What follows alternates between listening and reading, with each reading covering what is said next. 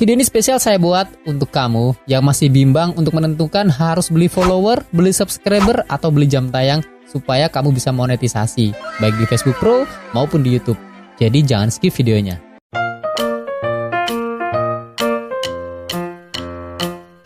Hai guys, balik lagi di TV Channel. Di video kali ini kita akan bahas soal pembelian follower, subscriber, atau jam tayang. Apa sih manfaat dari kita beli follower dan subscriber serta jam tayang ini? Oke, saya paham, saya mengerti, dan saya sangat-sangat menyadari ketika menjadi content creator itu butuh effort yang sangat luar biasa. Mulai dari waktu, tenaga, pikiran, otak, bahkan modal. Itu harus bener-bener full power ya guys ya. Jadi ketika kalian sudah yakin menjadi content creator, itu harusnya kalian sudah mempersiapkan semuanya, bukan asal-asalan. Kalau dulu content creator itu modalnya modal nekat. Kenapa saya katakan modal nekat? Karena mereka hanya memanfaatkan alat seadanya, alat di sekitar mereka supaya bisa menjadi content creator. Dan mereka tujuan awalnya itu bukan duit pada waktu dulu. Tujuan mereka hanya pengen mengembangkan karya, membuat komunitas, supaya dirinya ini dikenal oleh orang banyak. Semata-mata hanya karena itu di waktu dulu. Tapi semakin kesini, niat yang dulunya luar biasa itu berbeda dengan niat content creator yang sekarang, yang pemula-pemula itu guys. Pemula-pemula itu kan sudah dididik ya, otaknya itu harus dapetin uang dengan cara cepat, tanpa mau repot, tanpa mau sibuk, tanpa harus berjuang, tanpa harus melakukan proses yang sangat menyakitkan untuk mencapai sesuatu yang benar-benar membuahkan hasil. Gen Z atau generasi Z itu nggak mau terlalu ribet ya, pengennya langsung instan aja. Jadi itulah kenapa banyak sekali yang mempertanyakan soal pembelian jam tayang ini. Dan memang ada yang membeli jam tayang karena ada penyedianya gitu loh guys. Cuman masalahnya adalah manfaatnya apa kita membeli jam tayang ini? Ya seperti yang kita tahu, Facebook memiliki fitur monetisasi yang sangat banyak, mulai dari bintang, in-stream, reels, bonus, dan segala macamnya. Cuman yang saya jadi patokan adalah kita harus memonetisasi di bagian reels sama in-stream dulu. Karena kalau untuk fitur bintang itu kita harus ngemis-ngemis ke orang dulu untuk mencari simpati orang dulu, baru dia atau orang-orang tersebut mau memberikan bintangnya kepada kita. Nah, kalau lewat in-stream dan reels itu murni hasil karya kita, sehingga apa yang kita hasilkan dari iklan in-stream dan reels itu merupakan hasil karya kita sendiri. Mau kita pengen dolarnya banyak atau enggak, itu kita sendiri yang menentukan dengan cara memperbaiki kualitas konten. Beda dengan bintang itu kita nggak perlu effort apa-apa. Kalau orang pengen tukeran bintang aja bisa kan. Nah, balik lagi ke pembahasan untuk pembelian follower dan jam tayang. Orang-orang yang punya keinginan beli jam tayang itu biasanya mereka yang daya kreativitasnya masih minim. Yang kedua, karena mereka itu sudah putus asa dengan apa yang mereka kerjakan kemarin-kemarin. Udah capek-capek konten, nggak tembus-tembus monetisasi. Justru jam tayangnya merosot terus. Follower udah naik banding, udah naik tinggi, tapi jam tayang masih ngesot.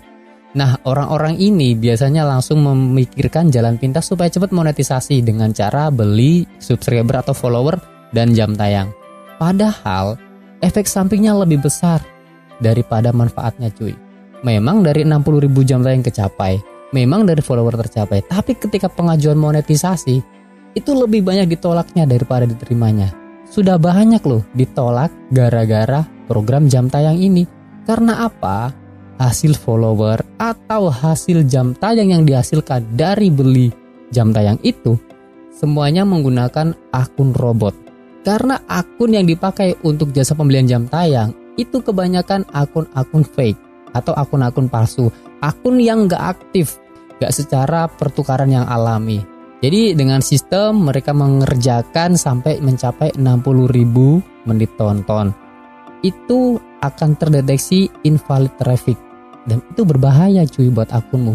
Ya memang cepet ya, bahkan gak sampai 1 bulan, bahkan bisa 1 minggu aja bisa langsung mencapai target monetisasi.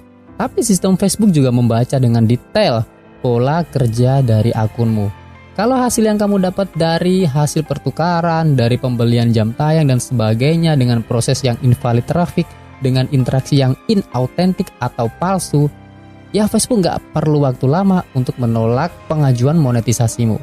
Kemudian katakanlah sampai tahap monetisasi disetujui katakanlah, channelmu nggak bakalan bisa berkembang di situ. Karena apa? Karena dasar kamu membuat konten, dasar kamu membuat akun, dasar kamu terjun di dunia konten kreator, itu tidak berdasarkan dari karya yang kamu buat, tidak berdasarkan karya yang kamu ciptakan. Kamu hanya membuat konten asal-asalan, kamu beli jam tayang, sudah monetisasi, setelah itu apa? Kamu akan kebingungan, bahkan kamu akan putus asa ketika tahu pendapatan Facebook itu gak banyak. Kalian harus sadar cuy, pendapatan Facebook itu dari iklan yang tayang di setiap tayangan videomu. Nah, ketika kamu ini jadi konten kreator, gak punya dasar konten kreator, gak punya kreasi, gak bisa berinovasi, gak bisa bersaing, gak bisa bertahan, gak bisa survive dengan kreator-kreator lain, dengan kompetitormu yang lain, yang dengan konten yang sama, dengan tema yang sama. Terus mau jadi apa? Jika dasar brandingmu aja gak kuat cuy, kamu hanya berambisi ketika melihat orang lain pamer gaji, sebulan gajinya 10 juta, 20 juta, 50 juta. Otakmu langsung merespon, wih ternyata kalau sudah monetisasi gede juga penghasilannya. Kamu gak sadar penghasilan monetisasi Facebook, penghasilan yang kamu mendapatkan dari Facebook itu tetap dari tampilan iklan yang tayang di setiap videomu. Kita ambil gampangnya aja ya, semakin banyak penonton, semakin kemungkinan iklan tayang pun semakin banyak dan pendapatan pun semakin gede. Itu logika dasarnya cuy. Ya karena dari awal yang nonton videomu itu kan robot.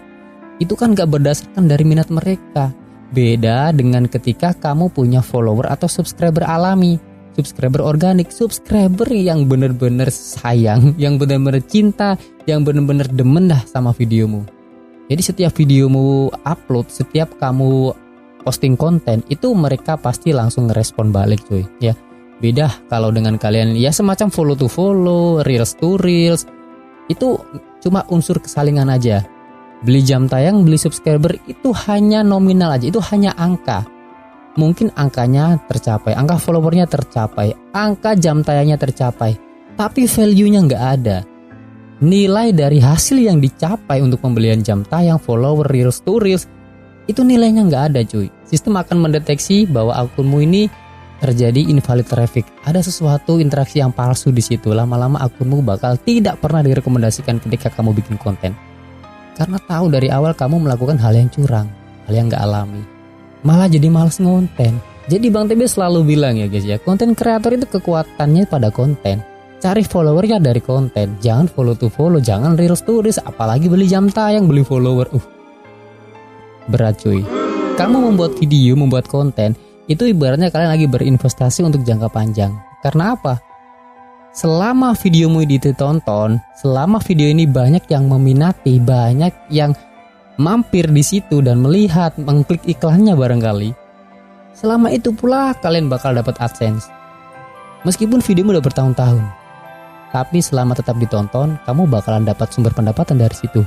Oke, itu aja yang bisa Bang TB sampaikan. Ya, kalau ada pertanyaan langsung komen di bawah, nanti kita diskusi di situ ya. Jangan lupa klik tombol subscribe, follow Facebooknya Bang TB. See you next time. Bye bye.